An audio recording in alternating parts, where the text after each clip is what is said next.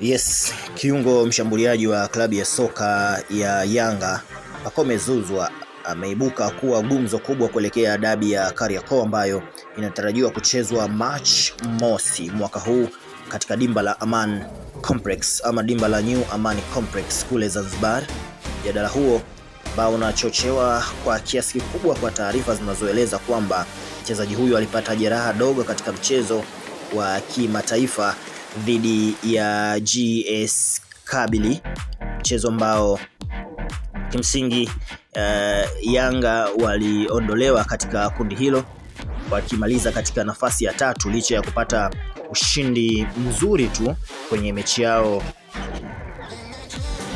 ya mwisho, ushindi wa mabao matatu, na walikuwa wakitegemea klabu ya Al Ahly kuweza kupata ushindi ili wao waweze kusonga mbele kwenye hatua inayofuatia, kwa maana ya hatua ya robo finali ya michuano ya CAF Champions League. Lakini kutokana na ubora wa AS FAR Rabat walioonesha dhidi ya klabu ya soka ya Al Ahly, mchezo ukaweza kumalizika kwa sare ama suruhu ya bila kufungana, hivyo klabu ya Young Africans kuweza kumaliza kwenye nafasi ya tatu na kuweza kuondolewa katika michuano hiyo kwa msimu huu. Nina kutaarifu kwamba hali ya Pacome ilivyoathiri ushiriki wake katika mazoezi ya timu katika siku za hivi karibuni, na nikwambie tu kwamba taarifa zilizotufikia hapa A24 Media zinaeleza kuwa Pacome ameendelea kukosekana kwenye vipindi kadhaa vya mazoezi tangu ilipoonekana amepata majeraha machangamoto kwenye mechi ile dhidi ya GS Kabylie. Yes. Kwa hivyo mashabiki wa klabu ya soka ya Yanga wamekuwa wakijiuliza ni nini Pacome anasumbuliwa nacho na kama ataweza kucheza katika dabi ya Kariakoo kwenye mchezo unaofuatia. Taarifa zote tunazo hapa A24 Media, kwa hiyo cha kufanya ni wewe kuendelea kuifuatilia taarifa hii mpaka mwisho. Tuna majibu ya kile ambacho unajiuliza ama unakuwa ukihitaji kujua ama una kiu ya kuhitaji kujua kuhusiana na taarifa hiyo.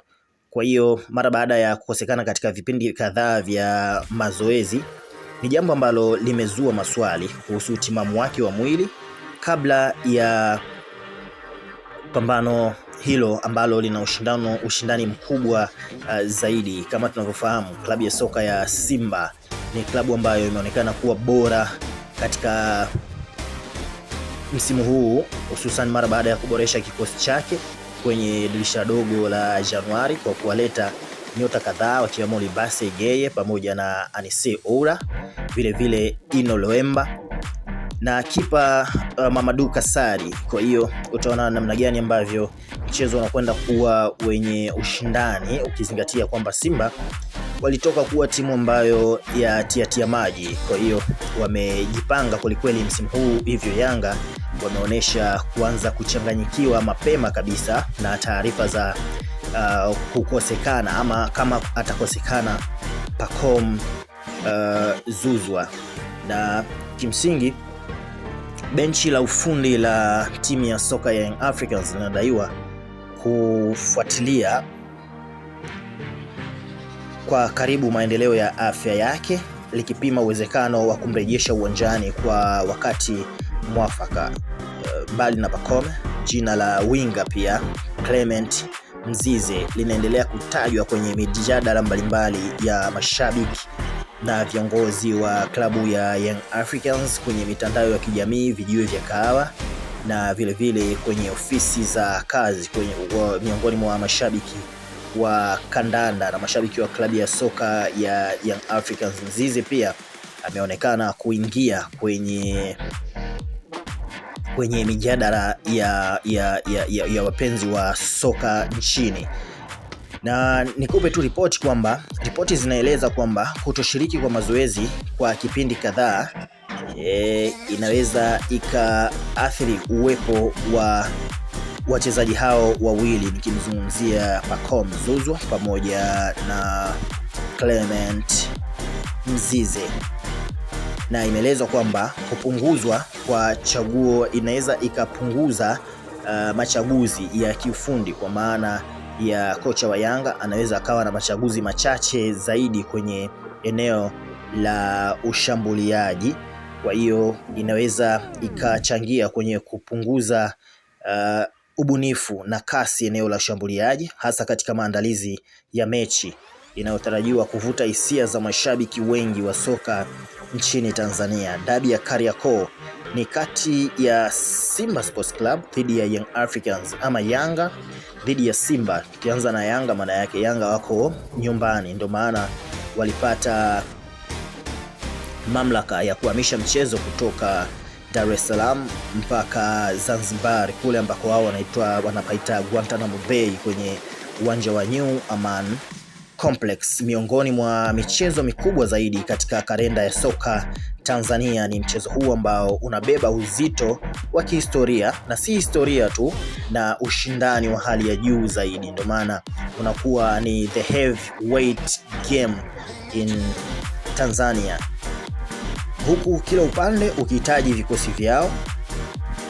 viwe katika ubora wa kimwili na kiufundi. Hali ya majeruhi kwa wachezaji muhimu mara nyingi huathiri mipango ya benchi la ufundi na mbinu za siku ya mechi. Kwa upande wa Pacome, uwepo wake ndani ya kikosi cha Young Africans umeonekana kuwa na mchango mkubwa sana katika ubunifu wa mashambulizi. Kiungo huyo anatambulika kwa uwezo wa kumiliki mpira, maono ya kutengeneza nafasi pamoja na mashuti ya mbali. Tutakuwa tunaelewana katika hilo, maana yake ni vitu ambavyo vinaonekana kabisa, na mpira ni mchezo wa wazi. Kukosekana kwake kunaweza kubadilisha mwelekeo wa mbinu za timu, hususan katika eneo la kuunganisha safu ya katikati kwa maana ya viungo pamoja na ushambuliaji. Hata hivyo, matarajio ya kurejea kwake bado yapo. Nikutoe wasiwasi, usije ukasema kwamba nilisikiliza taarifa ama nilipata taarifa kutokea A24 Media wamesema Pacome hatakuwepo. Matarajio ya kurejea bado yapo, kwa sababu tathmini ya kitabibu na kiufundi inaendelea kubaini kama anaweza kuwa tayari kwa dabi hiyo.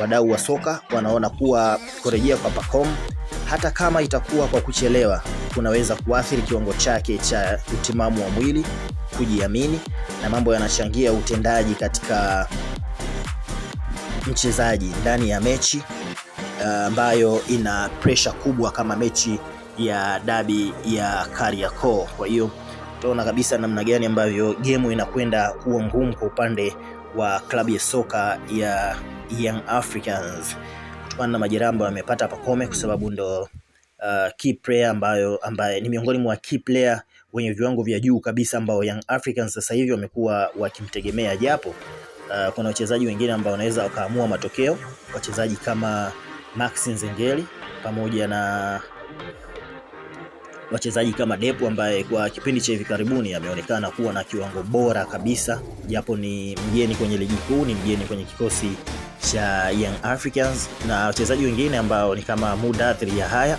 ambaye kwenye mechi kubwa amekuwa akijituma kwelikweli na kuweza kuibeba klabu yake ya soka ya Yanga katika nyakati tofauti.